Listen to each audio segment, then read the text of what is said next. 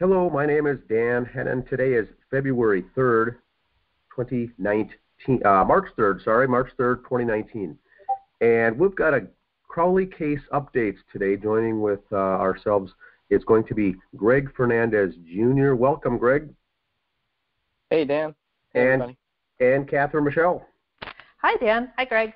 So we got three of us here, and we haven't done a broadcast here for a while. We wanted to get everyone up to date and put into context, I guess, the connection of the Crowley case along with the neighbor, the Prochnow family, and in particular the neighbor Judy. And so what we've got is there are a lot of people I've noticed with the new members on the group is the common question. And sorry, I've got a little bit of a cold here if I'm a little hoarse. The question is how has or why has a neighbor such as Judy Prochnow in this particular case, as a 66-year-old grandmother, inserting herself into a crime scene like this, into a crime, the aftermath, I should call it, not the scene itself, but the aftermath. For instance, the Justice for David Crowley page, the group, leaving comments and various things on the YouTube channels, and why is she so active? So I think we're going to cover some ground on that today, and just going over some of the, and I'll call them anomalies, for instance, the 911 call and things like that went on, and which leads some to believe that some of these things were done on purpose, or were they just done unwittingly by a neighbor that's just well-meaning. Some of these things, it just doesn't add up, and here we are 4 years later. So I'd like to get your guys' thoughts on this as well. I think the good jumping off point today would be that 911 dispatch call from Judy. So let's start there. I know that before the police, when the police were called, it was Colin went next door, looked in the window, saw what he believed to be mannequins, and came home. And then Judy says, well, what's the deal with that? Let's go back and take a closer look together, because I don't think there'd be mannequins there. And they found the bodies. What proceeded next in this Crowley case it started right off the bat. What I would call is confusion or disorientation. We get a 911 call placed by Judy on the house phone, or was it the cell phone? And then Colin calls a few minutes later, also to 911 dispatch, using I think the neighbor's phone, I believe, or the cell phone. I'm not sure which order it is, but they both ended up calling 911, which really got things, I think, squirrely right off the bat. Thoughts on that, on the fact that there's two phone calls, Catherine? Yes, to me that just tells me that they obviously were not paying attention to what the other one was doing. So that to me I find odd, especially since Colin was the one who first saw them. And I lost my train of thought. I am sorry. I was reading something and I lost my train of thought. Greg, jump in, save me. Well, I've been trying to figure out the exact time, and so if people are looking at this 911 call, the transcript that we got, it's about three pages here, and what I was trying to figure out, maybe somebody can help us. Is trying to figure out at what time, when Judy is talking to 911, at what time in this call is Colin talking to 911? That to me was I'm still not clear on. So I don't know if you guys have any insight on that. But that's one of the things for the proper timeline. That's one of the things that I've been trying to figure out. It seems pretty early into the call, but I'm not sure. But yeah, and the fact that it seemed to me, I'm trying to find that document right now, that the 911 operator was in a hurry to kind of get Colin off the line. And it's like, well, your wife is on the other line. We already talking to him, which I found was kind of odd to begin with, because you want as much information as you can. And yes, I understand that they knew someone was already on their way and they had a call coming in. But he seemed to be at first trying to give some information, but they just kind of cut him off. Like, we've already got your wife on the line, leave, you know. Yeah, and there is at one point where Judy tells Colin, I'm calling 911. So at some point Judy tells Colin that she's calling 911. And so I've been trying to go back and forth and trying to figure out exactly when they're both talking about calling 911. Is at this point when Judy tells Colin that she's calling 911, is that after Colin has already hung up with 911? It's just one more thing where they're kind of and their calls are very, very different too. Yeah, I'd like to get into that here to kick things off, because we've had other people that are either police or EMT or 911 dispatch callers or in some form law enforcement, and they go into how common and how important it is, I guess, to listen to the actual words or the phrases used by the initial 911 caller. A typical reporting party or the RP will call and be frantic and stumbling upon what it is they're doing and not very coherent, as they're just as what I would call that as an authentic 911 caller. Now, Judy's phrases and terminology are very different than just an authentic person reporting facts. She gets into some very strange details for someone noticing the bodies of three bodies. And so I think the difference is here, then I'll ask Greg, I'll ask you for your thoughts here first, but when Colin calls, he keeps things in generalities and very generic, general things. He says there are 3 dead bodies next door. Please send someone. And that was really it. That would be a typical 911 call, not going into other things. Judy, now the wife, goes into saying that there is an animal, a dog in the house, and it looks like the heads are missing, and the dog has been eating the heads of the people. She also goes on to say that there's 3 dead bodies, and it looks like either a murder or a suicide took place. Mm-hmm. And so that's usually not something reserved for the caller of 911 to start determining what they think happened. Their job is just to simply call and report what they've found, exactly like what Colin Prochnow did. 3 dead bodies, please send someone out, here's the address, done deal. Now, Judy, on the last thing, goes on to say further that the bodies have been in the house for several weeks, because she tells the 911 dispatcher that there's Christmas gifts left on the front stoop since before Christmas. Now, the call came in on January 17th of 2015, which is a Saturday afternoon, roughly 1 p.m. on the afternoon, and she goes out of her way to say that the gifts were there for 3 weeks. So, what are your thoughts, Greg, by someone giving that amount of information to a simple 911 dispatcher who's just simply answering the call and sending out the appropriate personnel to the scene? What are your thoughts about the differences between those various 911 information they sent to dispatchers? I think she's speculating way too much. She should not be speculating, should not be worried about if it's a murder or a suicide, if the dog ate these bodies, all of that stuff. A lot of none of her actions really make logical sense. And it is right. And when you brought that up, that when you look at the way that Colin calls them, and you look at the way that she calls them, in the first sentence, she's already telling them things. She's leading them. She's putting thoughts into their head that don't need to be put there.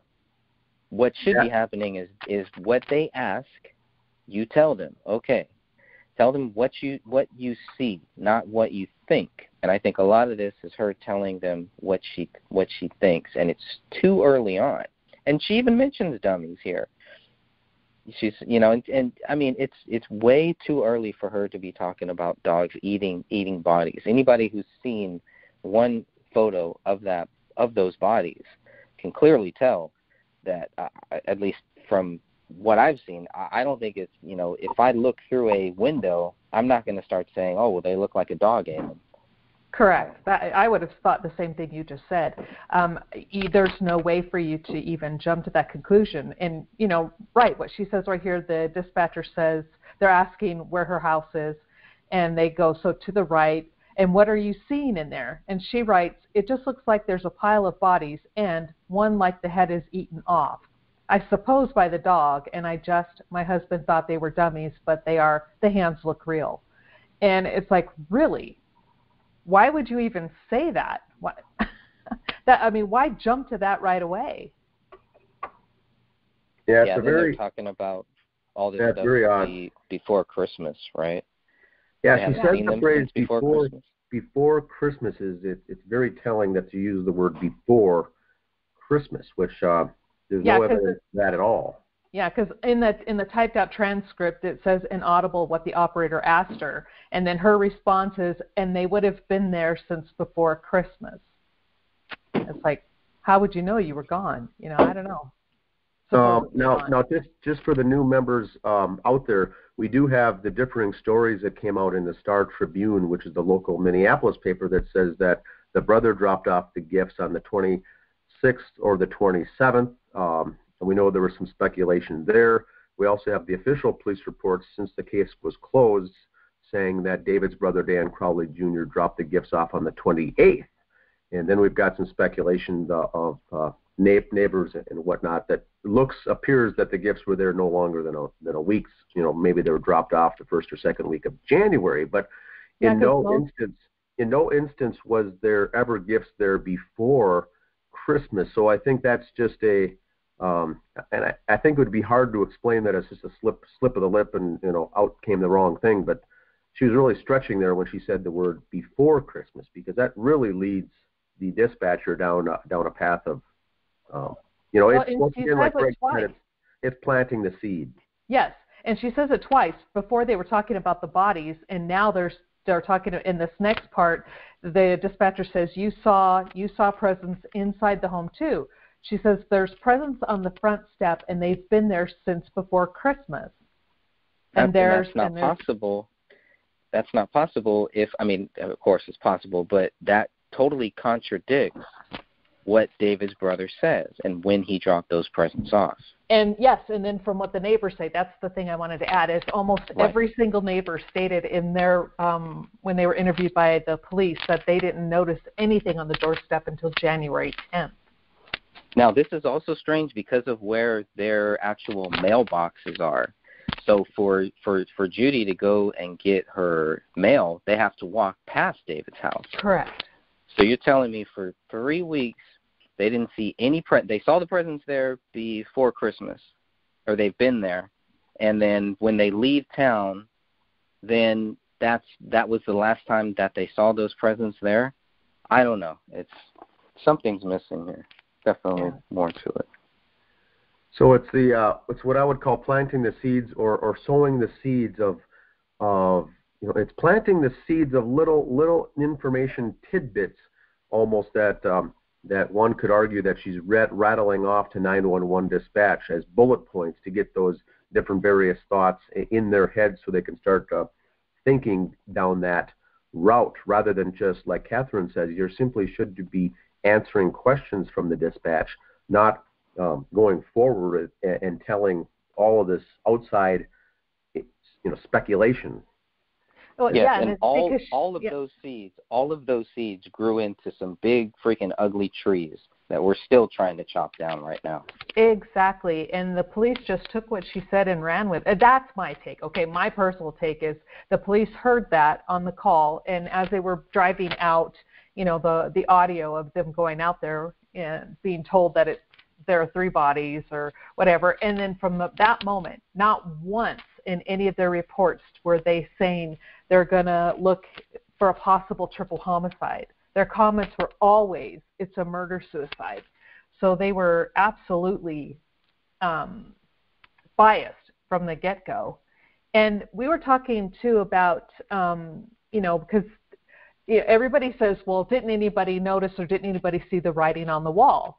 And then Judy has said in the past, or other people, I'm not sure if it was Judy or if it was other people, where they were saying that, no, there weren't any lights on except for Christmas lights. But right here, the dispatcher is asking her, okay, and you haven't seen, and then Judy just cuts them off and says, and all their Christmas lights are still on in the house. And that's when my husband saw the gun. And if there are a lot of Christmas lights on, it's going to be bright enough for someone to see in. I've got the timeline here pulled up, and just also for the new members of the group listening, it does show that Judy calls 911 at 12:56 p.m. and speaks with a male dispatcher from her cell phone. And it was a minute later, I think it's 12:57, is that when Judy Prochnow called from the house phone. And so they were overlapping on their phone calls at that point. Now, like you had said, the neighbors don't have, all the neighbors on that street don't have police testimony, essentially, saying that they were looking at these gifts or they have seen these gifts sitting there for an extended period of time. They all said that they may have been there up to a week, roughly. And what we do know for sure is that when Colin and Judy left for their trip to Florida, they left on Saturday, January 10th, for a trip to Orlando. And they saw packages on the front stoop at that point when they left. And so that's the first time that we actually have evidence, if you want to call it that the gifts were there. So the gifts were for sure there when they backed out of the driveway to go to the airport to Orlando. So that would put it at a week for sure. They could have certainly been there longer, but they didn't look weathered or anything else. So maybe they were just there a week, but they certainly weren't there longer. And then when they got back from their trip on the 14th of January, this was a Wednesday, they returned in the evening in Minneapolis on a return flight on that Wednesday. And then when they pulled into their driveway, they saw the gift still sitting there. And that's what prompted them to make note that they were still there. Then a couple days passed. On that Saturday, that's when Colin went over to do some checking because of the gifts. But you're right, no other neighbors said that the gifts were there for 3 weeks, 3-week time frame. Yeah, and I'm right now, which is interesting too, I'm reading Colin's response when he made the 911 call. And he says, and we were out of town, and I'm reading directly what's on the thing, the first week in January, and when we left, the presents were there, the front step, and I told my wife, I didn't notice them the other day because I didn't look, but I said I'm going to run over and see if those presents are still there, and they are. So it's like, did you see them or did you not see them? Yeah, and they would have gotten, in January at their arrival time was a 5:39 flight into Minneapolis on that Wednesday. So they would have gotten back. It would have certainly been dark, so they would not have probably noticed the gifts. So then when they checked, then he went back and checked on Saturday. But they were there on the 10th when they left. Okay.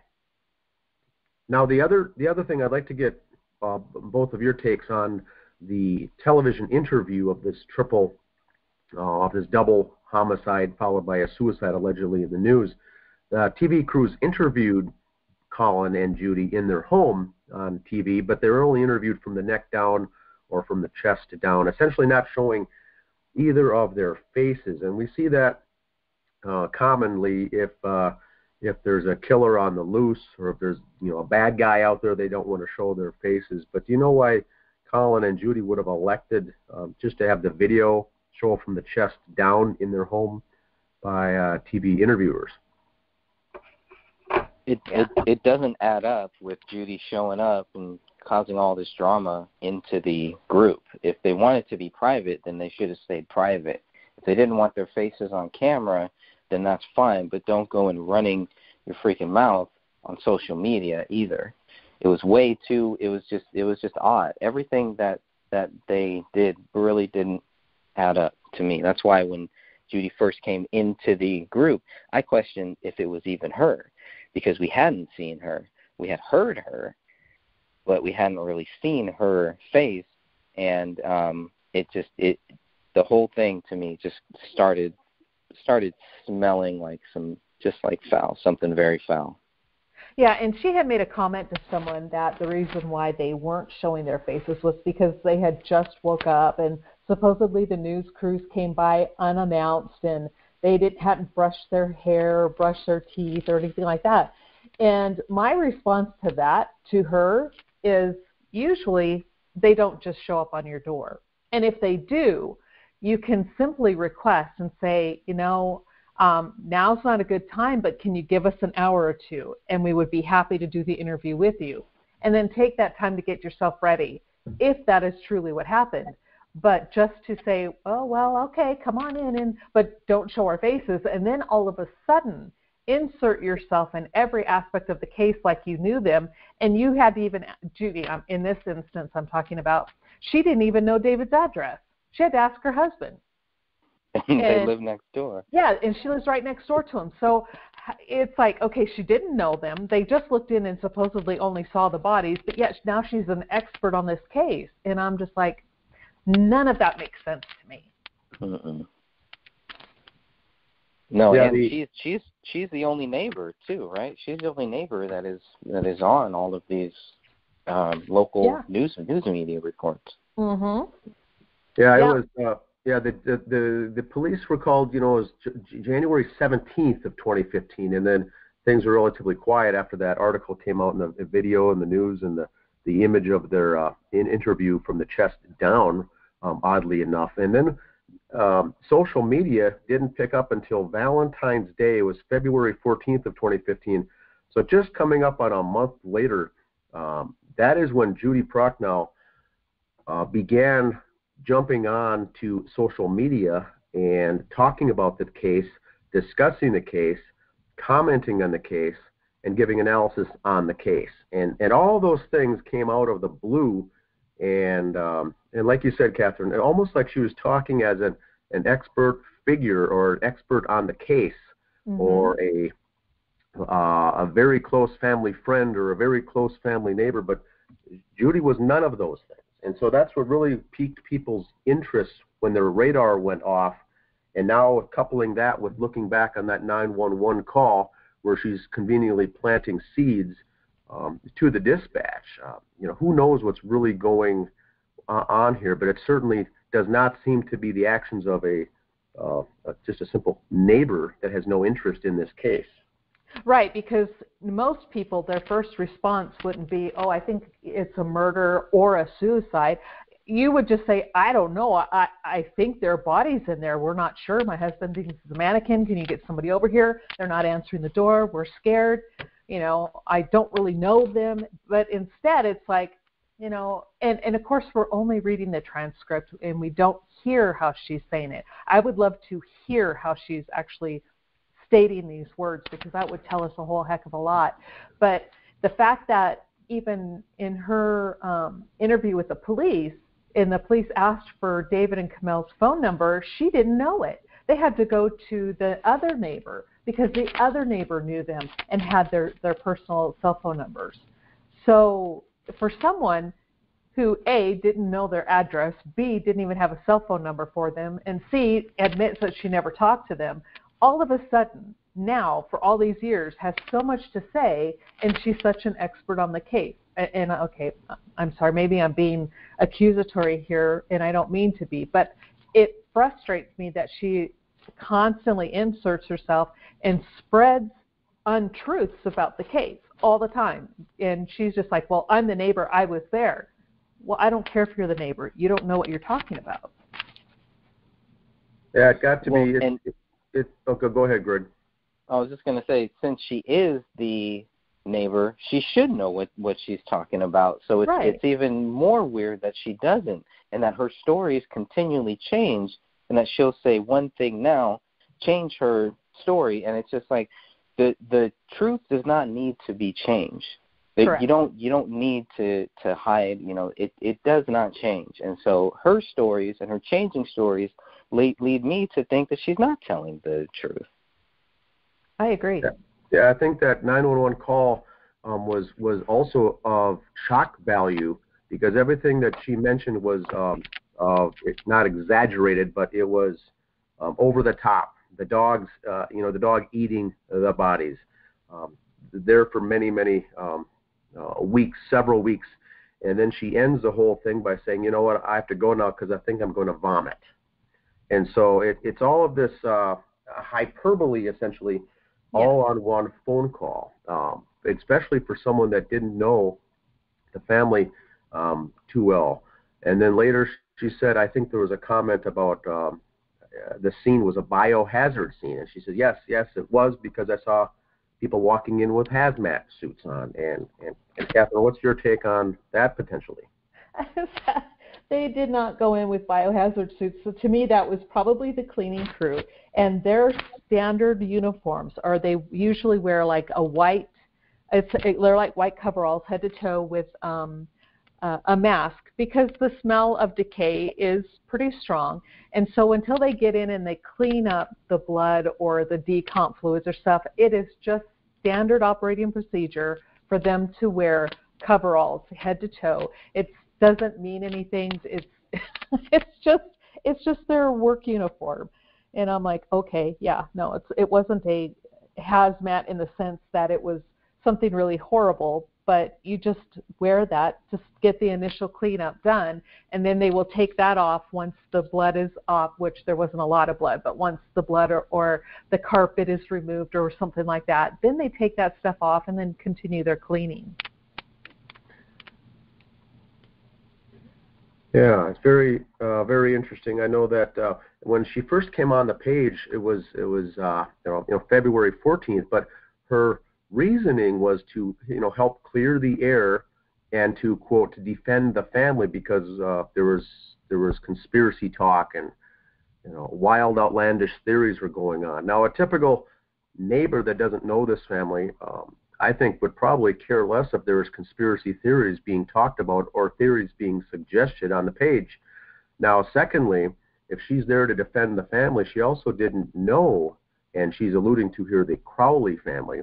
Correct. The parents, David's parents, both lived in Owatonna, about a 45-minute drive away. So she wouldn't have known even the extended family of them. So she also wouldn't care necessarily to be able to defend the family, because she didn't know them. So that's another radar that goes up, the antenna that gets raised by other people that I talk to, by saying, people that I talk to say, if my neighbors were gruesomely murdered and there was people talking online, social media about that, why would I care what they were saying? Why would that even interest me? Why would it interest me so much to jump onto social media and use 12 to 15 different Facebook account profiles to get my point across?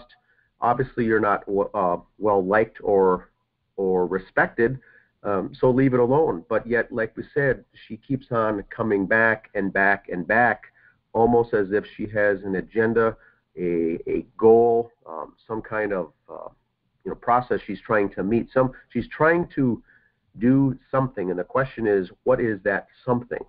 Now, when the case came out a year later, when it was finalized, there was a very large response on social media to a People article, People magazine. People.com website had the big major article, and I think Judy spent the better portion of 2 days on the comments section, responding to questions from all over the world about this case. And that's where she proceeded to, she became infamous for saying on those pages that the living room sofa was pushed up against that picture window in the living room. That's why the dog Paleo jumped up, and that's how he was up there. We know that wasn't true. She said that the dining room lights were not on in the house, but the crime scene photos showed that the dining room lights were on. So there's various stories that were wrong that we later alluded to the fact that were either misinformation or disinformation. And the difference between that is misinformation is just someone making a mistake and saying something incorrectly. Disinformation is really when you're doing it on purpose to lead someone down the wrong path, lead someone down the wrong track. That's disinformation. And so what people have thought after reading her dozens of posts on those comments on the People magazine site is that, is she spreading misinfo or is she spreading disinfo? And the question that I received from many people who instant messaged me by saying a neighbor with no connection would simply be spreading neither of those things. They wouldn't care. Right. So why would she be that interested to be spending a couple days on the comments section to set the story straight when she wasn't part of the crime or connected to the crime at all? So that really piqued a lot of people's interest once that story came out, and that was January of 2016. Yeah, and at first, I would have given her the benefit of the doubt, and I kind of tried to, because I'm like, well, maybe it was misinformation. Maybe she just didn't understand. But then when she goes and replies to one of my videos and states that that I didn't know what I was talking about, and they had found body parts or head pieces or something. I have to find that little comment. Where she says, actually the skulls were found and David's was shattered into several pieces. In one photo, there's a small bone that looks like it could be an arm bone lying on the floor, broken of nod. There were body parts scattered throughout the house. No, there weren't, and so because she does stuff like this, she from the very beginning, she didn't know them. She didn't know their phone number. She clearly states had no clue who they were. And now she's jumping into saying that there were possibly an arm bone. It could be, well, she says it could be an arm bone lying on the floor. There were no arm bones spoken of in any of the reports. There's no bone big enough to be an arm bone. And then that there were absolutely not body parts scattered throughout the house.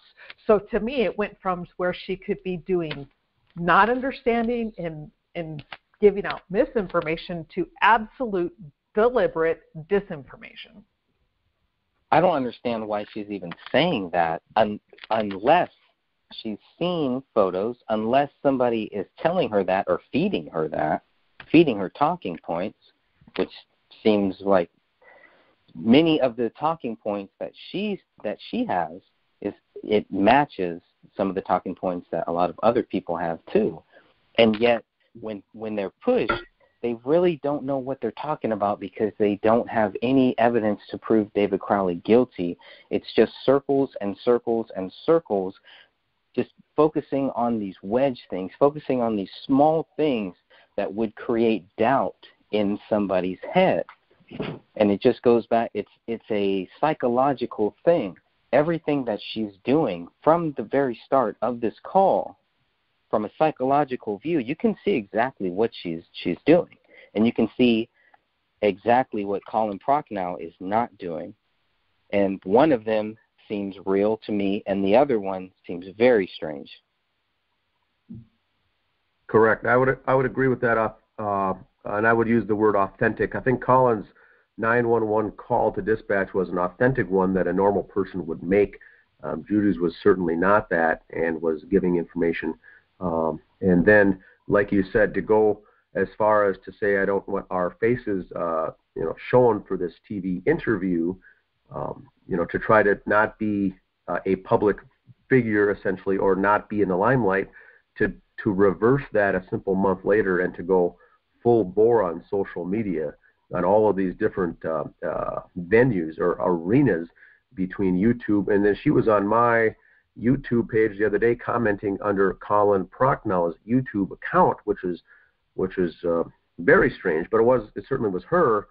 But I mean, it just seems to be very strange to have that much, number one, time on your hands, and number two, that much interest. Now, since this whole case went down, she has gone on and allegedly becoming friends with Sean Wright. I think she's been talking with, I'm not sure if it was Mason Hendricks, but she's in communication with some of these folks that are actors in the case. And that seems odd to me, why she would be conversing with, being friends with, talking with anyone relating to the Gray State Project itself. But she certainly has done that, which is very odd. It's a very strange scenario, and like Greg said, from the very beginning, from that initial 911 call, is when this all got to be strange, and most of it fell squarely onto the doings of Ms. Prochnow. Yeah, exactly. And, here she goes from someone who has zero interest in this family, and David had been working on this film for quite some time. They had been actually shooting scenes, and she knew nothing about it, never inserted herself into their life before. And now all of a sudden, once they're all dead, and in my belief and from the evidence I have seen, they were all three murdered. This was not a suicide in any way, shape, or form, but she is really pushing that narrative, and then does become buddy-buddy with Sean Wright. Now, if I were a neighbor, even somebody I don't know, if I didn't know them or I did know them, and there would be something really odd about a murder, I would question it, and I certainly wouldn't become someone's best friend. And I'm not saying she's best friends, but the way she talks, it's like, oh, no, she has the inside scoop, and we don't know. And I'm like, wow, why? What are you gaining from stating this? What are you gaining from inserting yourself? And it doesn't matter who says something. She inserts herself into that person's thought process on the case. And either she agrees with them or she tells them that they're lying if it doesn't go with her agenda or the written agenda. And it just doesn't make sense.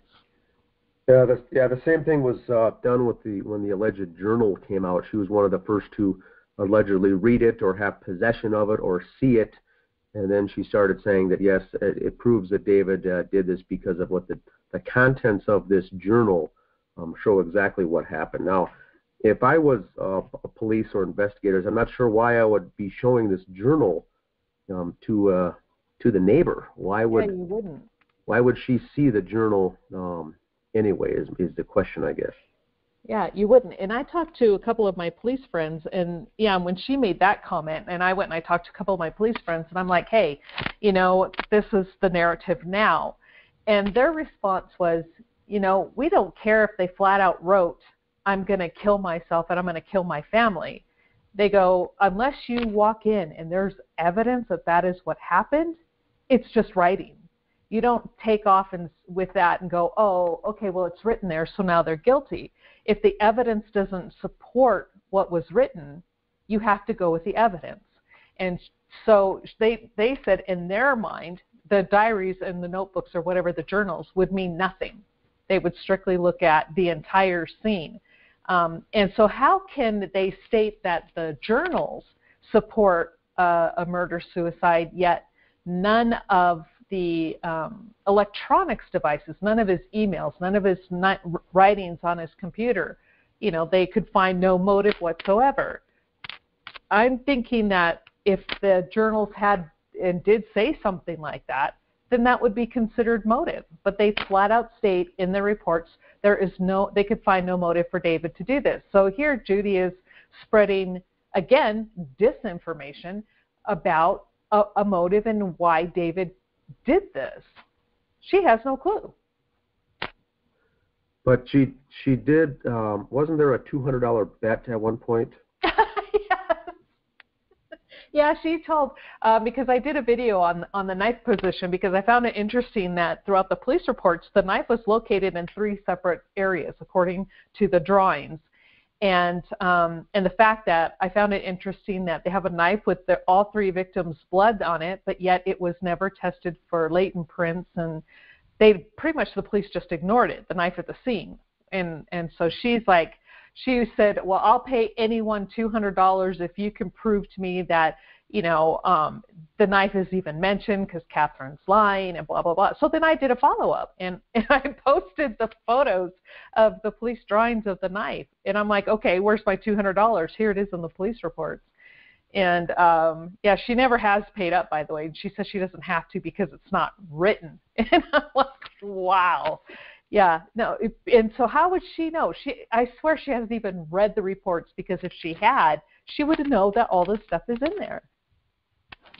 Yeah, that's correct. Now, right away at the beginning, in the interview process with police, it was Judy that said that my husband, heard allegedly gunshots coming from that, neighborhood or that part of that area where the Crowley house lives in the weeks before the shooting. So I think, police started to chase down those leads of when the gunshots were, but they were earlier in the month of December, and then at I think it was the third week in December. And so the bodies, they had come to the conclusion the bodies were killed sometime Christmas Eve or Christmas Day or after that, and they had it narrowed down to, at the very end that Colin's gunshot that he allegedly heard was the evening of the 18th or the 19th or the early morning hours of the 20th or something. But it was in all irrelevant of when he heard anything because none of those matched up at all. But it seemed like she kept trying to insert when the gunshots, and then her husband heard them. The question is, is Colin an unwitting victim in this whole thing? Does he not know what his wife is doing on these social pages and her using, his YouTube account, for instance? I hope, she certainly didn't create a YouTube account with his name on it, so I'm just assuming that she's using his. But I'd like to know what his thoughts and his, beliefs are of her behavior, because, like we said, this is 4 years now going strong, and there are some things that people write or post, and within 15 minutes later, Judy is hot on the case because she knows it. She knows about it, so she's monitoring these pages or these channels, or someone else is relaying this information back to her. And what are your thoughts on those types of scenarios as far as the response time? I mean, it doesn't, 15 minutes don't go past when something gets out there unfavorable to her, and she either knows about it or I think, wasn't she even the one who knew about the Reddit blog, the subreddit about the Crowley case? I think Judy said that she stumbled upon that by Butterfly Rises, I think, before anyone else on the Justice pages even saw the subreddit. So very interesting as what I would consider it, that she's first on the case for anything to do with David Crowley on the internet. Yeah, because I heard about the Reddit thing from Judy from reading her comments. I didn't even know about it. But yeah, Greg, what do you think about all that? She's right on the case. Yeah, she's definitely she's like their freaking cleanup. She's their cleanup crew. That's it's damage control, right? It's the same thing that Sean Wright was doing back then. It's the same program. So yeah. I'm not saying they're both working together. Not in cahoots. Yeah. Right. There's no collusion, no proof of collusion, but correct. There is something, what they're doing, their actions. It's their actions that have raised questions. It's not because they're great people and because they really care about these families and because we're bad people and we just don't care and we just are in it for our own goals. And that's the thing and that's the thing I just don't understand. It's like, here we have proof. We have found proof David was murdered. We want his name cleared because he's innocent and the real murderers are out there. And instead of her being excited and saying, wow, you guys are doing this for our neighbors, and I really cared about them, and were they killed instead of what we were told it was or what I thought it was.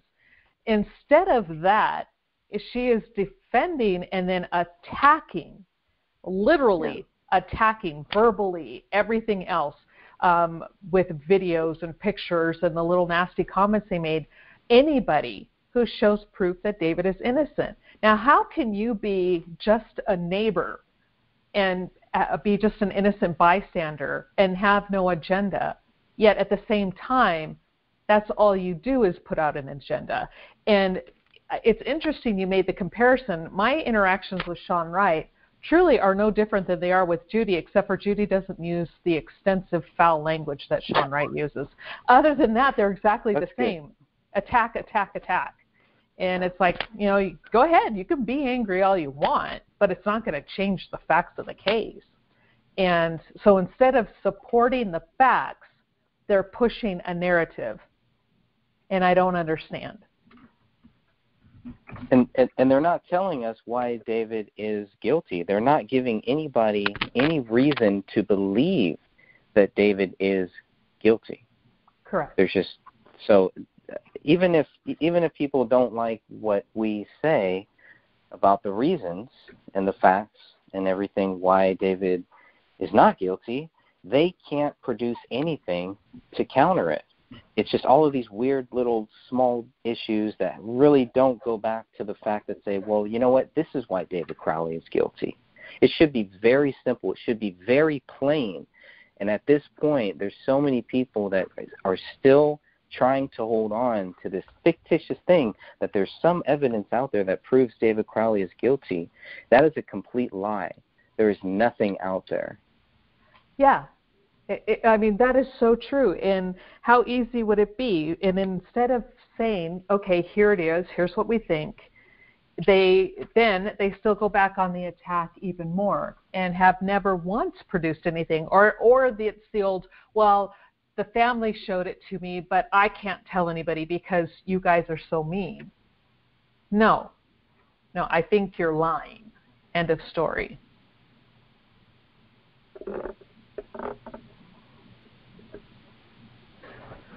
Yeah, very strange.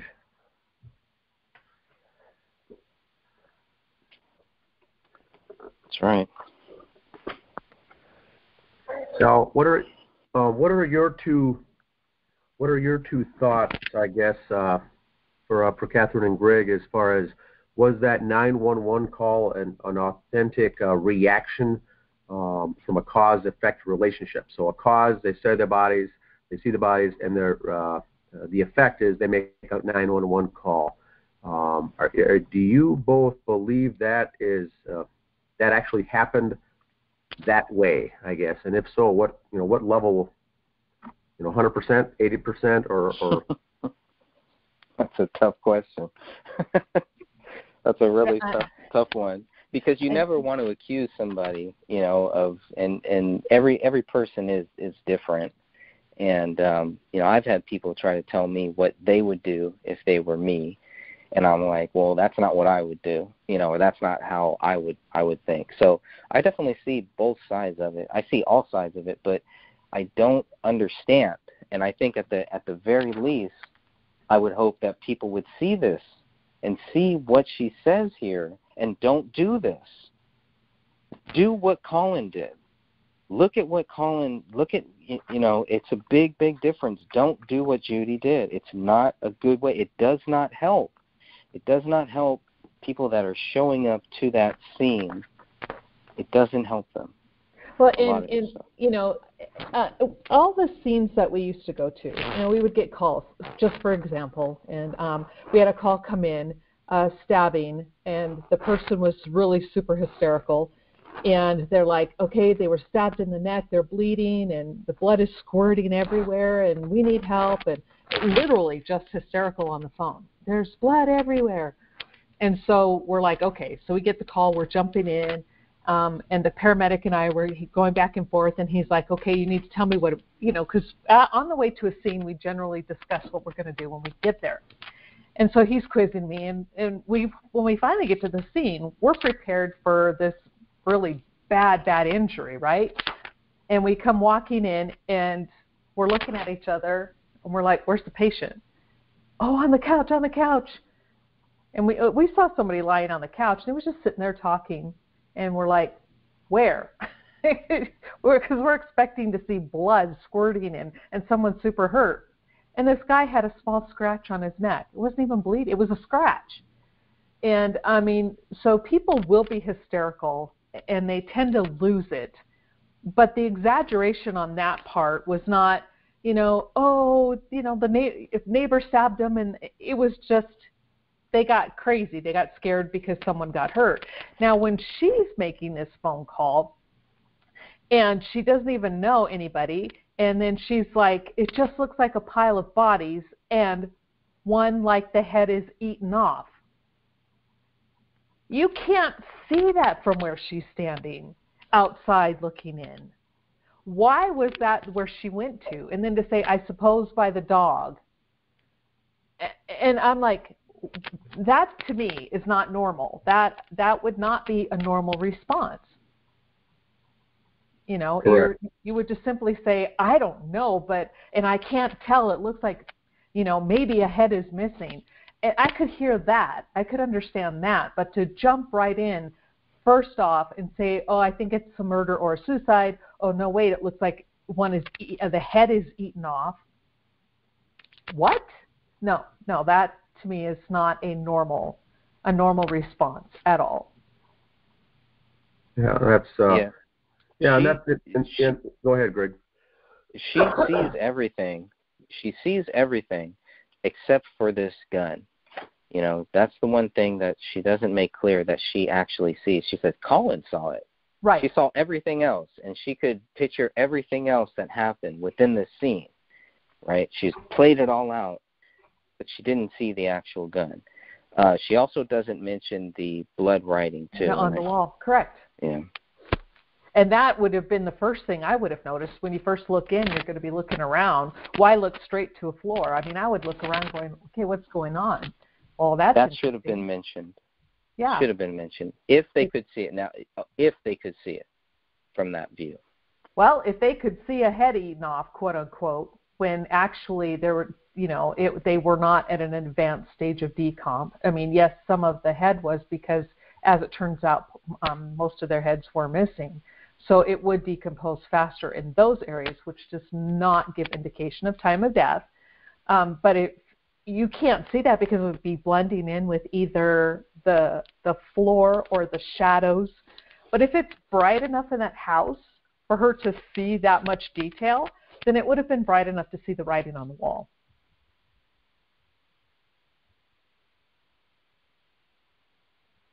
My take.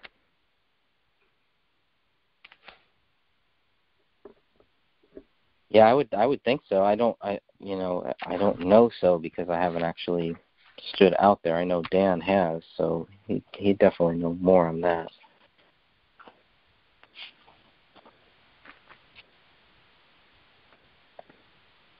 Oh, sorry, I was on mute. What was the last question? That's okay.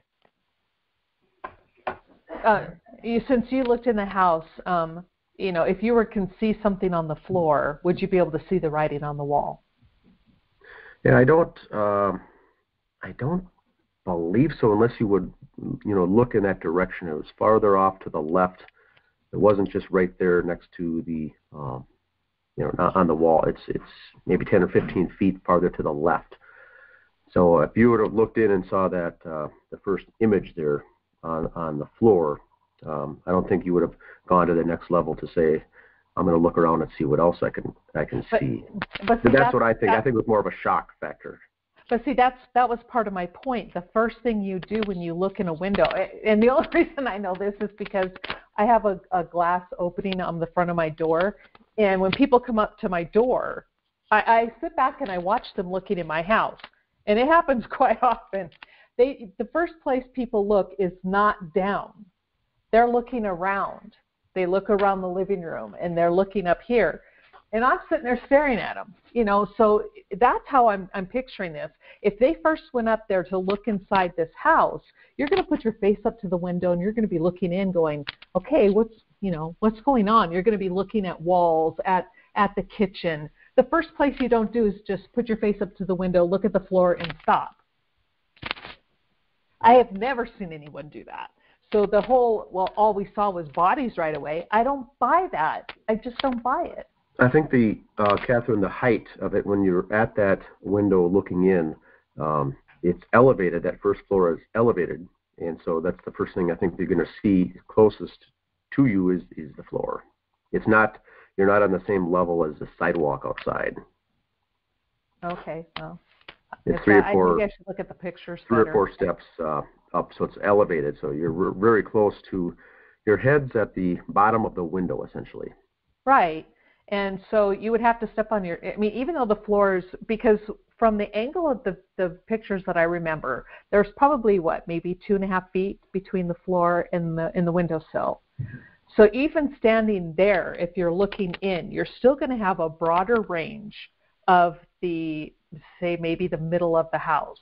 And you're going to be looking around saying, well, do I see anybody? It's not like when they first look in, the floor is at eye level. They're still going to have to look down. But, yeah, so I don't know. Just everything about that has never made sense to me. Not their phone calls, not how they called 911, not how they found the bodies, not how they described them without describing anything else. You know, it's really odd.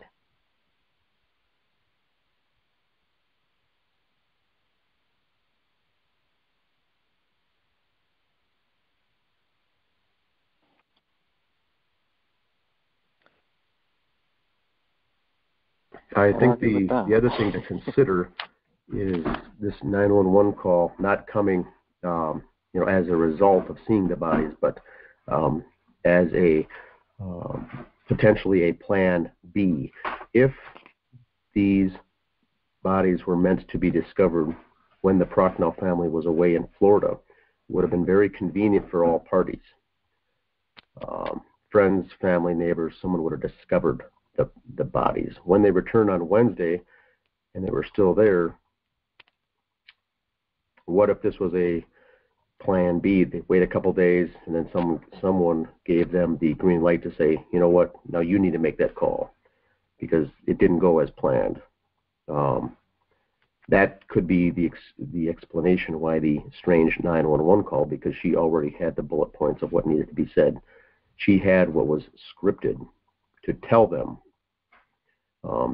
which if that is the case, you're no longer dealing with someone on the cover-up end of a crime, but on the front end with knowledge about the actual crime itself. So was that potentially the reason that they were out of town for those 4 or 5 days, conveniently gone while the gifts were there, while the bodies were there? Thoughts on that? It's possible. It's definitely possible. Yeah, I wouldn't rule anything out right now. The only reason I say that is because of her behavior since in the last 4 years. To go from someone who didn't know them to now she's an expert and she's forcing a narrative. To me, it's like, okay, so why was it so convenient for you, and why did you make that phone call? And why didn't you make a phone call before you left? So to me, anything is possible at this stage of the game.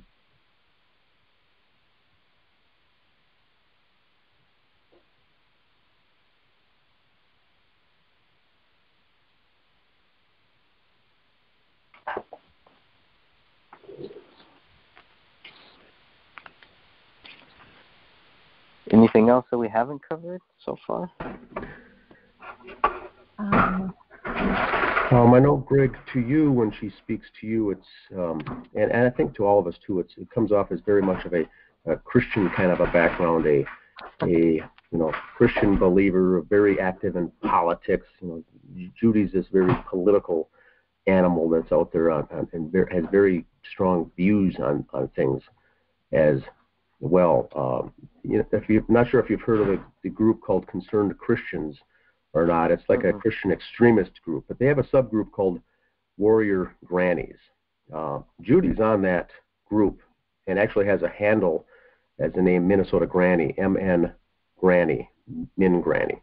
She's making posts on different forums and whatnot under Warrior Grannies. Would there be any connection to that, for instance, with her political or her belief structure, belief views, that she would be potentially brought into a case like this to help steer it in a certain narrative, to help better those pushing this whole scenario?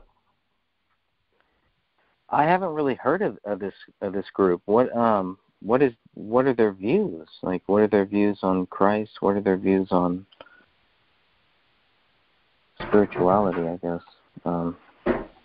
I think it's Warriors for Crime. What is it? What is it? After the whole Patriot Act came out, and these different groups all started popping up all over the place. Oh, well. It operates under the guise of being very patriotic and whatnot. Yeah. That's yeah, I'd be interesting. very curious about that right there. Any group just popping up. Yeah. Huh. Interesting. I'll have to look into that and see, because I don't really know anything about warrior grains, but well, and I'm all I know is I'm sitting here reading an article in the Grand Forks Herald where it's online, and it states that they're writing it isn't exactly known when the three died, but the Prochnows believe it was sometime near Christmas. That's when they stopped seeing signs of life in the house. And then Colin says, they quote him as stating, "I assumed they had gone somewhere for Christmas. And since Christmas, I shoveled their driveway a couple of times, even though the Crowleys usually shoveled it themselves. The neighbors became suspicious last week when they noticed the same lights on in the home day and night."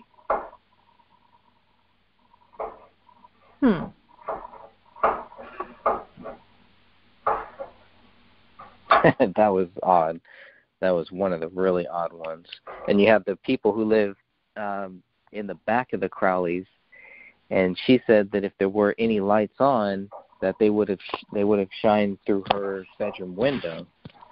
So if the lights would have shined through her bedroom window, and she didn't see any lights starting in December 22nd, December 23rd, I think.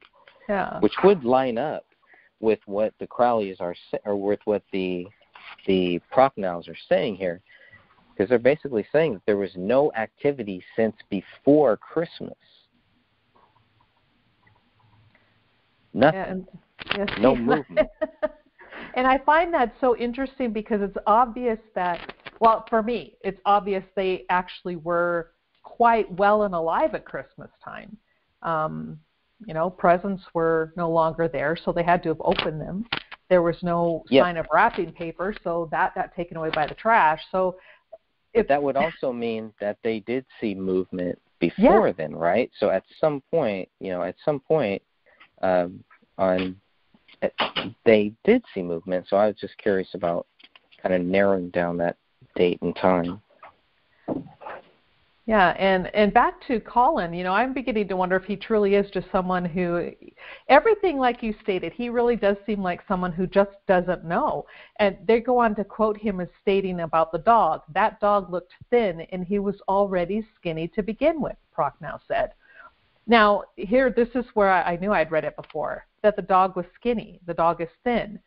Now, here Judy is also reinforcing the police narrative about how Paleo ate all this part. There's dog food there, dog food available, and not to say dogs don't eat humans when dog food is available, because they do. However, when they do, they're not thin. They're not dehydrated. They're not sickly looking or whatever. So obviously, you would think that this would come across her brain going, okay, well, if my husband and I see the dog and the dog is thinner than he usually is because he's skinny to begin with, and now this dog is thin, I wouldn't jump to say, well, yeah, the dog ate the head.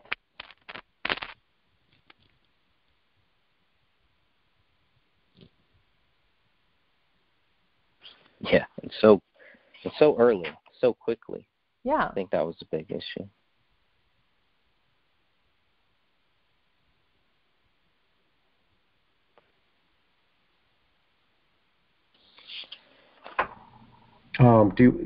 Mentioning about Colin and Judy both, whether they're both on the same page or not, or one's involved here in some way, shape, or form, and the other's not.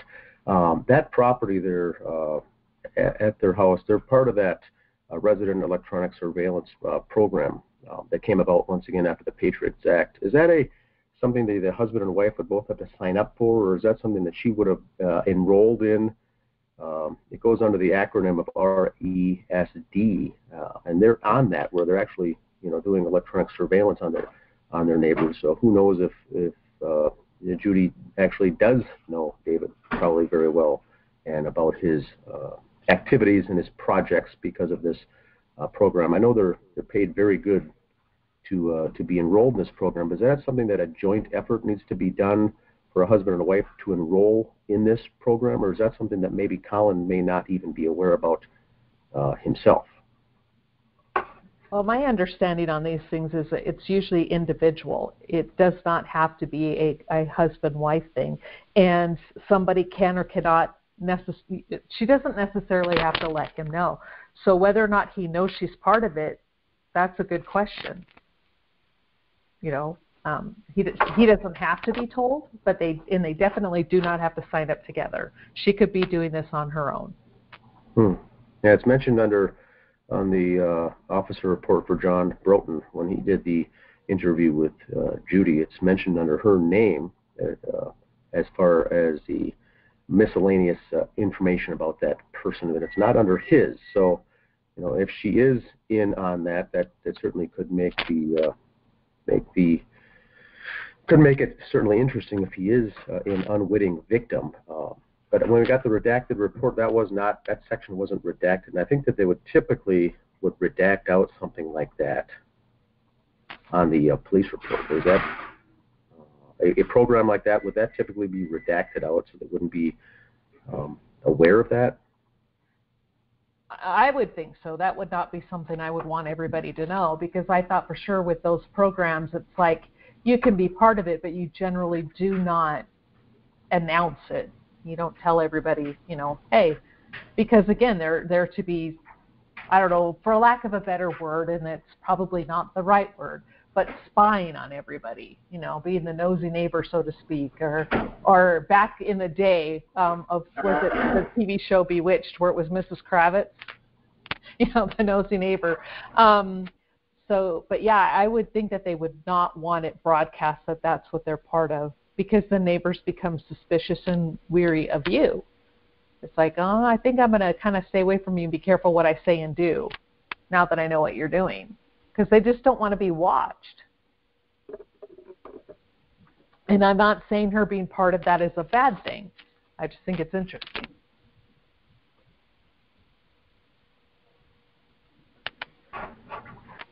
Yeah, well, the big thing for me once again was that 911 call. Reading the transcript, it was the People.com magazine. The online internet article, the comments section, and then all of the various activity on the Justice for David Crowley page and group, and also on YouTube. The overabundance of commentary and response to things, and is most noteworthy, I would say. But that's all I've got. That's all I've got here for today's. And I agree with you on that, and I think we really should be and I'm glad you point that out, because for someone with supposedly no monkey in the circus, she goes out of her way to create numerous accounts. And when one account is blocked, she creates another, and she creates another, and she's constantly inserting herself in every way she can at every opportunity she can. And my main question to her about that is why? What purpose does that serve her, other than she's very good at throwing out misinformation and disinformation to anyone else who's trying to find out? People who try to ask innocent questions, and then Judy will throw some nasty comments out there, and then they're like, oh, well, thank you for letting us know. And then when she starts to carry on, the people then catch on real quick that she's kind of like a troll in that aspect. Then they start to ignore what she says. But yeah, I find it very curious. Why did she have to go onto Colin's YouTube account to go to our various YouTube channels and write some pretty nasty, derogative stuff? When we have asked her, and I have asked her time and time again just to back off, but she still will continue with again, how many accounts? I think we've lost track of how many accounts she's actually used to insert herself. So what is her agenda? What is her calling in this? And is it more than just the neighbor? It can't be just the neighbor. I mean, I have never known anyone who has inserted themselves so directly and quite so often when they had no connection. She has a connection somehow. but it's not as just a neighbor. That's right. Well, all very interesting. So that's all I've got for. I got to jump off the call here in a few minutes. But very interesting indeed. Once again, it's food for thought and grounds for further research. I think just to keep something to keep an eye on, as there's no such thing as a coincidence in this case, and what we're seeing here is coincidences all over the place. Correct. That's right. All right. Anything else, Greg, from you? Nope. I'm good. Yeah, I think we're good to go. I'm glad we talked about this because it's been interesting. Yeah, and I think that what people can do then is leave the comments below with any other questions or commentary. But it's very, very interesting set of circumstances. Let's leave it at that. Yeah, agreed. Yep. Well said. Okay. All right. Well, all right, good people. Thanks for your time. Thank you. Hope you guys have a great day. All right. Yeah, you too. All right. Thanks.